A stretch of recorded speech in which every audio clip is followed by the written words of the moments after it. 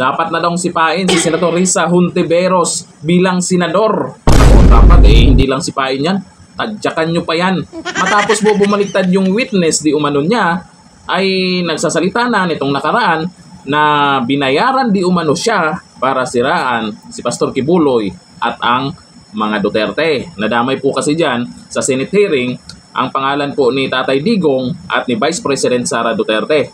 Ngayon, eto na, marami nang nananawagan na dapat siyang kasuhan kasi hindi lang pala ito unang beses na may mga witness na mukhang nakonsensya at sinasabing binayaran daw sila. Ito, panoorin po natin si Atty. Harry Roque sa buwelta niya kay Senador Risa Hontiveros. Ito yung video. Gawain ba ng matinong tao yan na magtatanim ebidensya, tanim testigo para lang magipit ang isang tao na walang kasalanan? O tapos akala mo kung sinong kami lang ang malinis sa bayan nito, kami lang ang dapat maglingkod. Kaya na to turn off ang taong bayan sa inyo. Bakit pa sumikat si Tatay Digong? Kasi walang kaplastikan. Inaamin niya tao siya, inaamin niya hindi siya perpekto, meron siyang mga kahinaan, ano ngayon? Basta nagmamahal siya sa bayan. Hindi gaya nyo na talagang kami lang ang malinis, kami lang ang magaling, kami lang ang pwedeng mamuno. Ayan, nakakasuka ka. At itong nangyari na ito na meron ng lumantad, nagpapatunay na wala kang karapatan maglingkod. Kaya nga nananawagan ako, kinakailangan mag-file ng ethics complaint dyan kay Hontiveros na yan. Ang sa ganun, masipa na siya sa Senado. Walang karapatan ang kahit sinong nagtatanim kaso, nagtatanim ebidensya, nagtatanim testigo na manatili sa Senado. Dahil ang Senado in the first place, nagagawa ng batas. No? Pangalawa, yung mga investigasyon na dapat ginagawa niya in aid of legislation at hindi dapat nagtatanim ebidensya laban sa mga kalaban sa politika. Again po lilinawin ko, kayo mga dilawan, as exemplified by Risa Hontiveros, sinusuka kayo kasi kayo mapagpanggap, nagmamalinis, pero nakakadiri naman kayo. At yan ang pruweba talaga. How dare you? Imagine everything is one statement, everything is on the basis of good faith na nagsasabi ng totoo, tapos gagastos ka ng milyon-milyon, nabuti sana kung galing sa'yo. Galing din sa gobyerno yan. Diyos por santo naman. Kaya naman ang lalaki ng mga budget nyo dyan sa Senado, ginagamit nyo pala sa tanim ebidensya at tanim testigo. No? So yan po ang aking panawagan. Huwag po tayong tumigil hanggang ma-expel sa Senado itong Hontiveros neto dahil ang Risa Tanas Hontiveros, yung mga nagtatanim ebidensya, mga nagbabayad to bear false testimony. Alam nyo ba, nasa Biblia yan, bawal, diba? Isa yan sa kautusan. Do not bear false witness against your neighbors. Pero sila, pasanta-santa, pagudi-gudi, yung pala, ang iitim ng mga budhi. O, di ba? Ay, ano ngayon masasabi nyo? Di ba, nakakasuka naman talaga kayo? So, wag po tayong tumigil. Isigaw natin. Sipain. Palabas ng Senado yung Hontiveros na yan. Ang Risa Tanas, Hontiveros, walang lugar sa Senado. At kung siya ay nag-aambisyon para sa mas mataas na opisina, ay naku po, dream on. Dahil hindi na makakalimutan ng taong bayan ito na ikaw, binaboy mo ang proseso ng Senado. No? Gaya ng binaboy mo ang proseso, nung pilit mo akong dinadawin, na wala ka namang ebidensya sa kahit anong krimen. Wala ka naman napatunayan doon. Ang ginagawa mo lang naman, binabasa mo yung script ng COS mo, maski di mo naiintindihan. O, di ba? Sige, tanggalin nyo ng papel yan. Tignan natin kung may masasabi yung Hontiveros na yan, yung Risa Tanas na yan.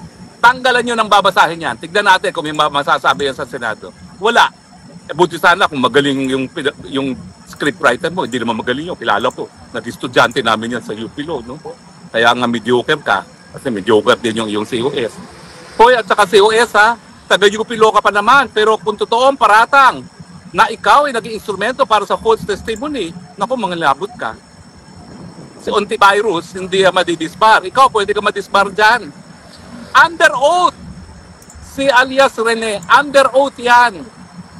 Although, alam na niya na nagsinungaling na siya, pero ngayon at least, tinutuwid yung pagkakamali niya na pumayag siya na magsinungaling para sa'yo. Risa Tanas Hontiveros. Diba? Ay naku mga taong bayan, mga kababayan, hanggang kailan ba tayo magpapabola sa mga santo-santita? Kami lang ang tama, kami lang ang magaling. Mga walang yan naman pala talaga at maitim ang budli. Diba? Kakagalit, dapat lang talaga magalit tayo. Anyway, masyadong mataas na pong high blood ko. Kaya titigil na ako ngayon. Medyo maikli tayo. Pero sapat na po na nawakwakan ko ang Rizatanas Ontivirus. Kadiri ka talaga. Tipon na naman mga Pilipino. Sige po, pakita po natin. Alam niyo po, mga 4 na araw kami hindi nakapagtipon-tipon dahil sinarado po itong lugar nito dahil sa NATO. Ngayon wala nang NATO, balik na naman tayo sa Duterte Street. Atin na naman ang Duterte Street. Yeah! Ang street para isigaw na Duterte! Duterte! Duterte! Duterte! Bring him home! Bring him home! Bring him home! Bring him home! Well, alam niyo po, ngayon narito tayo sa Duterte Street. Abay, meron tayong 2 kababayan. Mainit-init pa, kakalanding lang galing sa Saudi Arabia. At siyempre, sila yung kaunaw ng Pilipino na nakausap ko mula nung tension sa Middle East. Ito po, 2 po sila, no? Pareho po silang flight attendant. Swerte, no? Lahat ng sweldo, no? Anyway, ano pong pangalan ninyo? Jane. Jane and? Dada po. Dada. So, kayo po ay isang British airline ang pinapasukan nyo sa Saudiya. Sige na nga, advertise na natin ang Saudiya dahil ang gaganda niya naman. Lapit ka naman dito. Hindi naman ako kakagat. So, alam niyo po kayong kaunaw na mga Pilipino na nakita ko mula nung tension sa Middle East, no? Nasaan po kayo nung nagkaroon ng putukan, no? Ako po nasa bahay kasi days off ako. Okay. Days off ako for 5. So, nakaabang ako sa CNN, sa news, para malaman ko ano nangyayari pala. Pero dun po sa Saudi Arabia, wala bang alarm na sinabi na may nangyayari na? Or Wala po, pero meron akong friend na Saudi, parang 2 weeks before na nangyari yon. Sinabi na niya sa akin na mangyayari within 2 weeks or less than a week na magpa-fire up ang US sa Iran.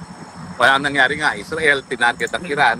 Tapos bago pa makaganti uli ang Iran, ang US naman tinarget yung mga nuclear sites. Kayo po, nasaan kayo? Nasa Jeddah. Nasa Jeddah rin. So pareho kayong Jeddah base. Jeddah base. Ang Saudi ba is based in Jeddah or Meron pong Manila base in Jakarta. and Jakarta base? So Jeddah, Jakarta, and Manila. So ano po ang naramdaman nyo? Yung naraman nyo nang nagputukan na naman ang Iran at saka ang Israel? Ako talaga kasi anytime baka noon pero okay lang naman kasi parang hindi naman makisali yung tinulog namin isa sa gym. Jeddah. Pero siyempre dahil nandun kayo, may ipit kayo, no? Ano ba ho? Meron ba kayong ugnayan sa mga kapwa Pilipino, sa embassy? Ano po nangyari? Meron din namang mga alert sa mga Pilipino community sa gym. Sino po nagbibigay ng alert na yun? Sa embassy. Ganon. By text ba ho yan? Or by... Ano po sabi doon sa alert? Sabi pagpa-chat kung ano mga narinig naman ito. Pero wag lang magbalita ng fake news. Kasi mahirap na. Now, umabot po ng parang 2 araw ata, no, na maraming airport na nagsarado dyan sa Middle East. Kayo po, sa Saudi, nagsarado ba yung airport Sa niya? Saudi po, around Saudi Arabia lang, which is Kuwait, Qatar, Bahrain, and Ang UAE, nagsarado ba? UAE, oo. Sila yung nagsara. Bakit hindi nagsarado ang Saudi Arabia? Kasi po, ang Saudi Arabia is nakapalibot naman sa kanya yung mga lugar na yun. Sila yung unang nakaharap sa Iran. Sila yung malapit. Kasi ang Qatar kasi ang may malaki US military base sa Gulf area. Dati target talaga ng Iran matapos no, bilang Kasi sila gantel. may malaking Oo. US base na military. Well, sa tingin nyo ba, lalala pa ito or... Baka naman hindi na... Wala kasi tayong control yan eh, no? At saka parang hindi na natapos talaga. Lalo ng mga Pilipino. Meron tayong mga 2 milyong mga Pilipino dyan. No? Ano ba sa tingin nyo? May kakayahan ba ang gobyerno na i-repatriate yan? O talagang na... Sana naman meron mga konting ano nga to. Sana naman talaga meron. Kawawa naman pag wala. Doon ba sa alert na binigay sa inyo ng embassy, kung talagang nagtutukan at kinakailangan mag-repatriate, meron bang binigay sa inyo instructions kung anong gagawin? So far wala naman. Parang hindi Wala. pa sila siguro nakikisama. Pero Yung Saudi. malayo talaga ang Saudi. Pero kayo, oo, Force government ng Saudi. Talagang inaalalayan nila lahat ng sinasasakupan nilang tao. In short, parang maganda yung, what do you call this? Kumasabi na tayo. Okay. Yung safety nila. Kung paano nila pangalagaan yung regardless kung Saudi national ka or foreigner. Yung Pero, safety oo. ng mga tao is sobrang respect. pero pag nagputukan ba, sinong tutulong sa inyong mga Pilipino? tinutulungan ba kayo ng Saudi government o tingin nyo kailangan ano? Kasi kahit naman yung pandemic, wala naman silang piniling natin. Lahat Equal. equal lahat. Equal and treatment. That's the good thing about Saudi Arabia. So nakarating na kayo dito sa Europe, no? Kailan kayo dumating kahapon? Pero kailan nag-resume ang normal flights galing sa Philippines? Sa amin, sa Saudi Arabia, normal naman flights. Kasi nga, away naman kami from them. Pero sa Qatar, Doha, Bahrain, UAE, and Kuwait, parang less than 24 hours lang naman yung nag-stop. Pero yan ang pinaka-busy sa airport sa daigdig, yan, no? Ang masasabi ko lang dyan, Risa Ontiveros, tagam. Sa ngayon po kasi, yung abogado po ni Pastor Kibuloy na si Atty. Torion ay gusto nang makipag-ugnayan doon sa bumaliktad na witness. At syempre, peres back yung mga yan. Noon, sila yung inireklamo o kinasuan. Ngayon, sila na naman ang maghain ng kaso niyan. Kaya dito sa sumingaw na baho ni Risa, kahit siguro anong tanggi niya dyan, hindi lang naman ito yung unang beses. Ayon po yan kay Atty. Topacio din. Naka 3 strike na daw itong si Risa Ontiveros pagdating sa mga tanim witness di umano. Dapat nilang aksyonan to. Kasi kung hindi nila aksyonan to, baka isipin ng mga tao na pag may witness inilabas dyan sa Senate hearing ay mga bayaran. Dapat hindi ito tularan. Anong gagawin? Sipain bilang senador. Paano na yung pangarap niya na maging Pangulo ng Pilipinas sa 2028? Hanggang pangarap lang yon. Hindi nila kaya si Vice Presidente natin na si Sara Duterte. Kung magtagumpay man sila, kahit malabo pa sa sabaw ng pusit na magtagumpay sila na ipa-impeach si VP Sara, lagyan na lang natin na ma-impeach si VP Sara. Siyempre, pag na-impeach, hindi makatakbong Pangulo ng Pilipinas. Hindi pa rin mananalo yan. Si Risa Ontiveros. Bakit? Hindi lang naman isa yung Duterte. Kahit si Basti Duterte, pag tumakbong Pangulo yan sa 2028, wala pa rin binatbat si Risa Ontiveros dyan. Yan po ang katotohanan. Kaya, ang gaba, dili magsaba. Risa, tagam. Yan dito na lang. Thank you. Bye.